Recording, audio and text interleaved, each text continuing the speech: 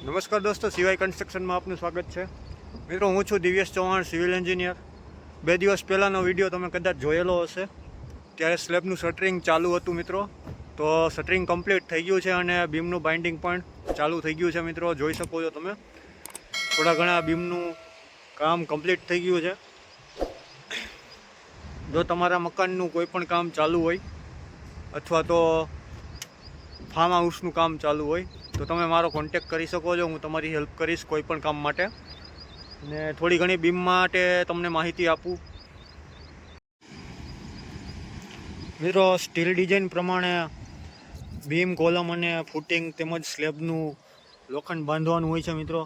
તો steel design, અહીંની steel design પ્રમાણે ટોપમાં 2 16 mm આપેલા છે, બોટમમાં 3 નંગ 20 mm આપેલા છે અને કટ બાર આપેલા છે 16 mm ના 2 નંગ આપેલા છે, બરાબર. અને આ 8 mm રિંગની વાત કરીએ, સ્ટીરપ્સની વાત કરીએ મિત્રો, તો જે મિડ સ્પાન છે, મિડ સ્પાનમાં 7 ઇંચના સેન્ટરે તેમજ અહીંથી L/3 ડિસ્ટન્સે 5 ઇંચના સેન્ટરમાં આપેલી છે મિત્રો.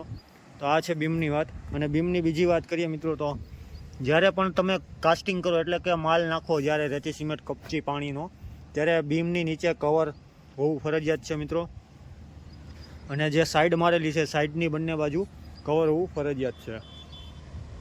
જોઈ શકો છો તમે, કંઈક આ રીતે 3800 સ્ક્વેર ફૂટનો સ્લેબ છે. જો તમારા કોઈ પણ મકાન તેમજ ફાર્મ હાઉસ, બંગલાનું કામ ચાલુ હોય તો તમે કોન્ટેક કરી શકો છો. તો મિત્રો, આ માહિતી હતી થોડી બીમ માટેની.